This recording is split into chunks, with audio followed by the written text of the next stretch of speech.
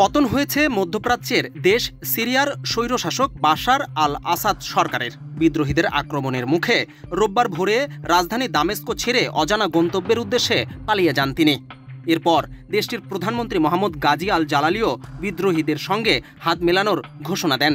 এর মধ্যে দিয়ে বাশার আল আসাদের ২৪ বছরের শাসনামলের সমাপ্তি ঘটে। সেই সঙ্গে সিরিয়ায় আসাদ পরিবারের দীর্ঘ ৫৪ বছরের স্বৈরশাসনের অবসান হয়।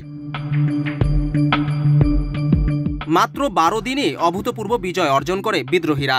সিরিয়ায় এই বিদ্রোহীদের নেতৃত্ব দিচ্ছেন বিদ্রোহী গোষ্ঠী হায়াত তাহরির আল সামের প্রধান আবু মোহাম্মদ আল জোলানি। ছোট ছোট আরও কিছু বিদ্রোহী গোষ্ঠী নিয়ে তিনি জোট করেছেন, তবে তাহরি আল সামি সবচেয়ে দুর্ধর্ষ বিদ্রোহী গোষ্ঠী। আবু মোহাম্মদ আল জোলানির আসল নাম আহমেদ হুসাইন আল সারা। ১৯৮২ সালে তিনি সৌদি আরবের রিয়াদে জন্মগ্রহণ করেন। তখন তার বাবা সেখানে পেট্রোলিয়াম প্রকৌশলী হিসেবে কাজ করতেন। ১৯৮৯ সালে তার পরিবার সিরিয়ায় ফিরে আসে, দামেস্কের অদূরে বসতি স্থাপন করে। ২০০৩ সালে সিরিয়া থেকে ইরাকে এসে তিনি আল কায়েদায় যোগ দেন। এই বছরই যুক্তরাষ্ট্র ইরাকে হামলা চালায়। তিনি সেখানে যুক্তরাষ্ট্র বিরোধী প্রতিরোধ আন্দোলনে যোগ দেন। তখন থেকে তার নাম ছড়িয়ে পড়ে। ২০০৬ সালে মার্কিন সেনাদের হাতে গ্রেপ্তার হন জোলানি।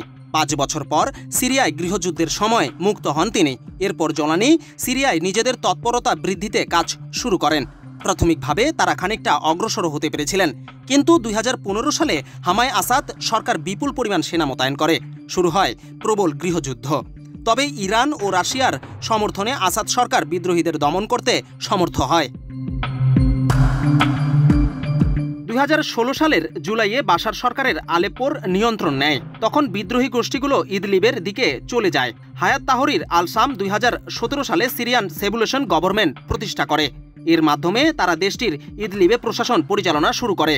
হায়াত তাহরির আল সাম মূলত ইদলিব কেন্দ্রিক ছিল এবং অনুমান করা হয় গোষ্ঠীটির প্রায় ৩০,০০০ যোদ্ধা রয়েছে। এই গোষ্ঠী স্ব অর্থায়নে পরিচালিত হয়ে থাকে।